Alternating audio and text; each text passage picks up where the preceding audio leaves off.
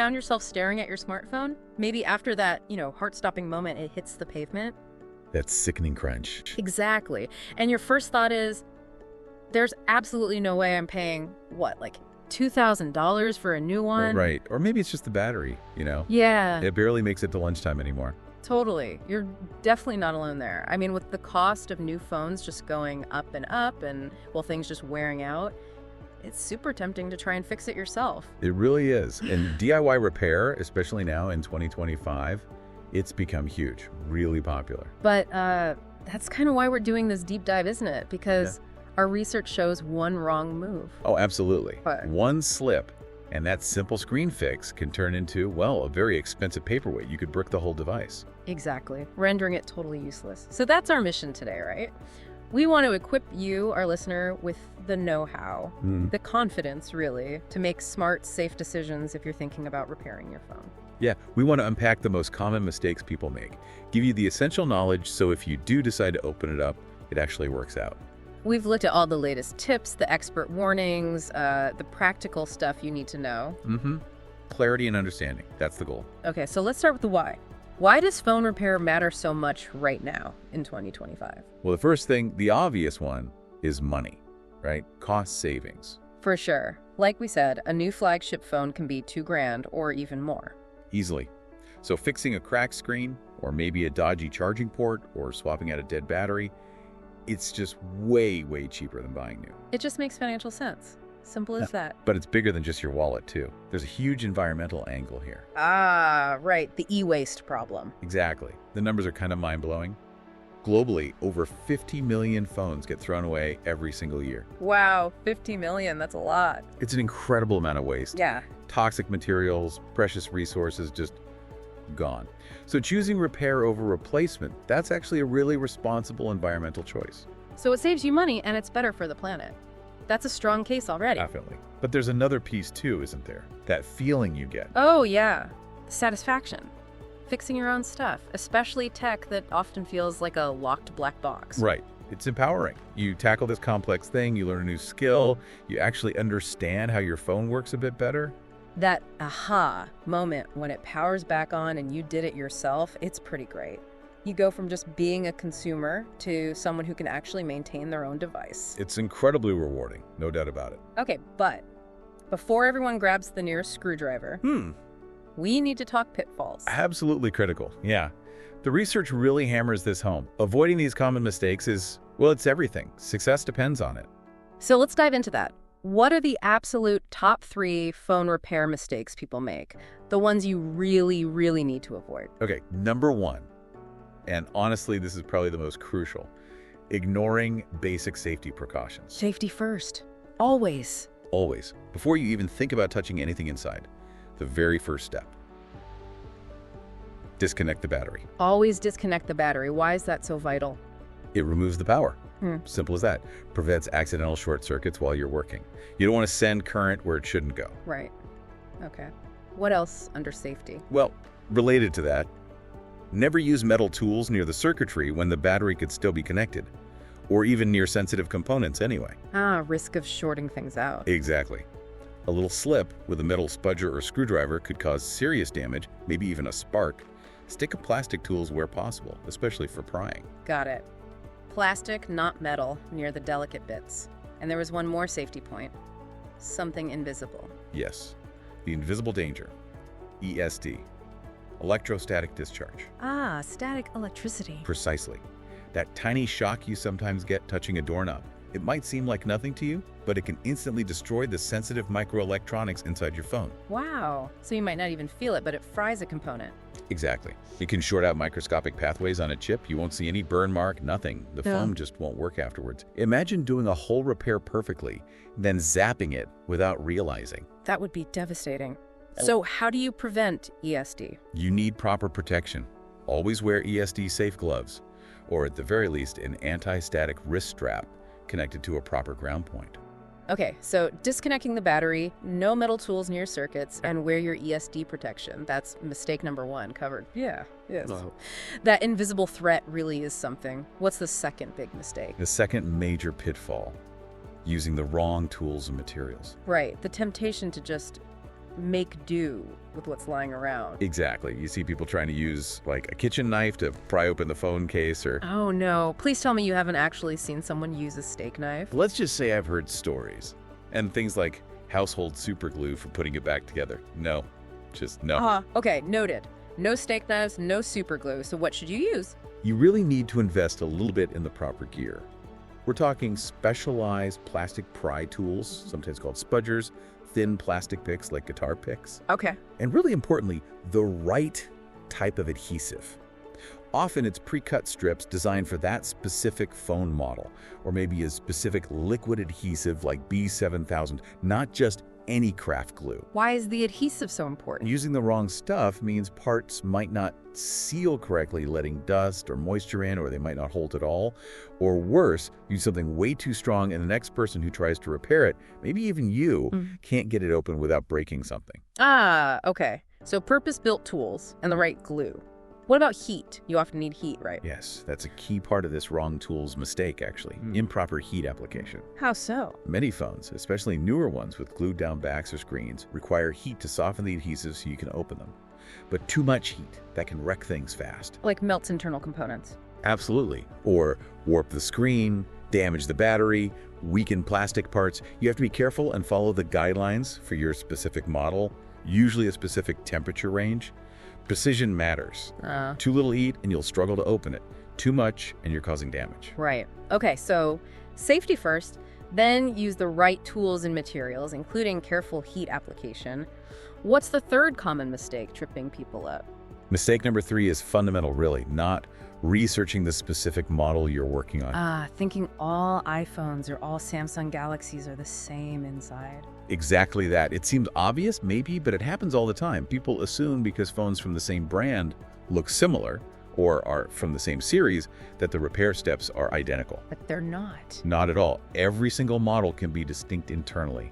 Different screw placements, different cable layouts, different opening procedures, even between, say, an iPhone 15 and an iPhone 15 Pro. They look alike, but the insides can be quite different. So you absolutely have to find instructions for your exact model number. Yes. Always look up specific, reputable repair guides, videos, or written ones for your precise model. Don't just watch a guide for a similar phone and hope for the best. It's like you wouldn't use a recipe for chocolate cake to bake sourdough bread, right? Exactly. Yeah. Same basic idea cooking, but totally different ingredients and steps. You need the right instructions for that specific device. Makes perfect sense. Knowing your specific device inside and out before you start is crucial. Okay, so with those major pitfalls in mind, maybe we should talk a bit more about the key parts inside the phone, the ones people most often deal with in DIY. Good idea. Let's focus on the big 3 you're likely to encounter: the battery, the display, and the logic board. Okay, starting with the battery, what do we need to know? Well, first off, lithium-ion batteries, which are in virtually all smartphones, are sensitive creatures. They do not like being punctured or bent. Right, that sounds... It can be extremely dangerous. Puncturing one can cause it to rapidly heat up, smoke, even catch fire or explode. So when removing one, you have to be very careful, especially if it's glued down tightly. How do you get them out safely then if they're glued? The recommended technique usually involves using a small amount of isopropyl alcohol, just a few drops dripped around the edges of the battery. Let it sit for a minute to seep under and weaken the adhesive. So the alcohol helps loosen the glue. Exactly. It makes it much easier to gently pry the battery up, usually with a plastic tool, without having to bend it excessively or risk puncturing it. Okay, gentle prying, maybe some isopropyl alcohol, good tip. Is there anything else crucial about batteries? Yes. One really important warning sign: a swollen battery. I've heard about those, like puffed up. Yeah, if you open your phone and the battery looks puffy or pillow-like even slightly, that's a serious red flag. It means there's an internal fault and it's a potential safety hazard. So what should you do? It must be replaced immediately and handled with extreme care. Don't try to charge it. Don't try to use the phone. A swollen battery needs to be safely removed and disposed of properly, usually special disposal points for batteries, not just in the bin. Okay, crucial safety warning there. Got it. What about the display, the screen we're always touching and looking at? Right, the display. First, it helps to know what type of screen your phone has. Is it an LCD or an OLED? Why does that matter for repair? They're constructed differently. OLED screens, for example, are often thinner, sometimes flexible, and can be more fragile during removal than traditional LCDs, which have a separate backlight. Knowing the type helps you understand how careful you need to be and what replacement part to order. Okay, good point. And getting the screen off, that seems tricky. It often is. The usual technique involves applying gentle, even heat around the edges to soften the adhesive. Remember our heat discussion. Mm-hmm. And then using suction cups to gently lift the display panel away from the frame, maybe slipping in thin plastic picks to carefully slice through the adhesive as you lift. Patience is key here. Patience and gentle heat. What's a common way people mess up screen replacements? By far, the most common and easily avoidable mistake is damaging the flex cables. Those little ribbon cables connecting the screen? Exactly. They are very thin and delicate. Tearing one or damaging the tiny connectors where they plug into the logic board is incredibly easy if you're not careful when lifting the screen or disconnecting them.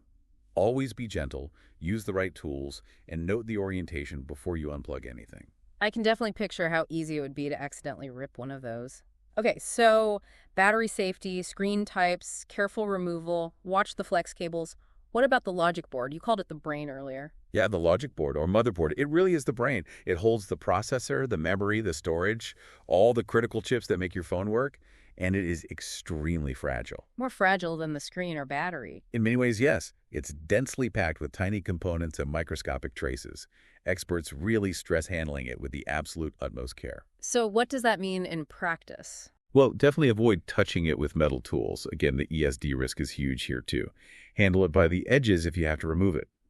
And understand that even a seemingly minor scratch on the surface of the board could sever a crucial connection and kill the phone completely. Wow. So messing up the logic board is basically game over. Pretty much. Logic board repair itself is highly specialized, usually requiring micro-soldering skills and equipment. For most DIRs, if the problem is the logic board itself, or if you damage it during another repair, that's often the point where professional help is the only option, or the phone is beyond economical repair. Okay, logic board handle with extreme caution, or maybe don't handle it at all if you can avoid it. Definitely not for the faint of heart. So, assuming you've got the basics down, avoided the main pitfalls, what tips take things to the next level? What separates the confident pro DIYer from the hesitant amateur? Right. Moving beyond the absolute basics, let's revisit heat and adhesive, for example, for real precision. Pros often use a dedicated heat pad that provides consistent, even temperature across the surface, or a heat gun with adjustable temperature settings. You want to aim for that specific range we mentioned, usually 70 to 90 degrees Celsius, depending on the device. So more control than just, say, a hairdryer. Oh, much more control. And again, patience is the key virtue here. Don't rush the heating process. Let the adhesive soften properly. Trying to force something open when the glue is still holding strong is how you crack screens or bend frames. Slow and steady wins the repair race. Got it. What else elevates the game? Re-emphasizing ESD protection, but taking it seriously. We mentioned the wrist strap, right? For a really proper setup, you'd also use an anti-static mat to work on. You connect yourself via the wrist strap and the device components to the mat, and the mat to a reliable ground. This creates an equipotential zone, minimizing any risk of static discharge. Okay, so a mat and a strap for full protection. Exactly. It might seem like overkill, but for serious DIY, protecting against that invisible ESD threat is non-negotiable. It prevents that awful scenario where you do everything right, but a tiny zap ruins your work. Good reminder. The invisible stuff matters. Okay, what about when things don't go perfectly? After the repair, something isn't working. How do you troubleshoot like a pro? Troubleshooting. That's a huge part of building confidence. Things don't always work first time. So let's take some common examples from the guides. Okay. Say you replace the screen, put it all back together, and nothing. It doesn't turn on. Panic stations. Maybe. But the first thing to check, the connectors. Did you seat the display flex cables correctly? Are they fully clicked in? Maybe one popped loose when closing the phone? Simple connection issue. Makes sense. Or say the battery isn't charging after you replaced it or worked near the charge port. First, check the charge port itself. Is there any debris stuck in there? Lint is a common culprit. Then double check the battery connector. And maybe even check the battery health and settings if the phone power's on at all. Okay. What about something like the camera not working? Again, could be a loose cable connection. That's often the first suspect after any repair. Or sometimes, oddly, it can be a software glitch after a hardware change. and a simple restart might fix it. So check connections, check for debris, try a restart. These basic steps can solve a lot. They really can. Learning to systematically check the simple things first is key. It empowers you to diagnose and fix those little post-repair hiccups yourself. That's a big part of becoming a truly confident DIYer. These are great practical tips. But let's be real for a second. There must be times when DIY just isn't the answer, right? When should you absolutely stop and call a professional? Definitely. Knowing your limits is just as important as knowing how to do the repair. There are absolutely situations where calling in the pros is the smartest move. Like what, for instance? Severe water damage is a big one. Yeah. The race trick doesn't really work, does it? Not reliably, no. Water damage causes corrosion, which can be widespread and unpredictable. Pros have specialized cleaning equipment and diagnostic tools to properly assess and treat it. Trying to fix serious water damage yourself often leads to more problems down the line. Okay, so water damage equals pro territory. What else? Complex logic board issues, as we touched on. If you suspect the problem is with the main board itself, that usually requires microsoldering skills most DIYers don't have. Right, the brain surgery of phone repair. Pretty much. And honestly, sometimes it's just about peace of mind. If you're not feeling confident or if the data on the phone is absolutely critical, you can't risk messing up, a professional repair with a warranty might be worth the cost. That makes sense. So if you do decide to go pro, what should you look for? What distinguishes a good repair shop? Based on what the best services offer, you'd look for things like experience, how long have they been doing this, do they specialize in your brand or model, do they offer same-day repairs if you need it quickly. Also, crucially, what kind of parts do they use? Are they using genuine manufacturer parts or high-quality aftermarket ones? And do they offer a warranty on their work? A warranty is definitely important for peace of mind. Absolutely.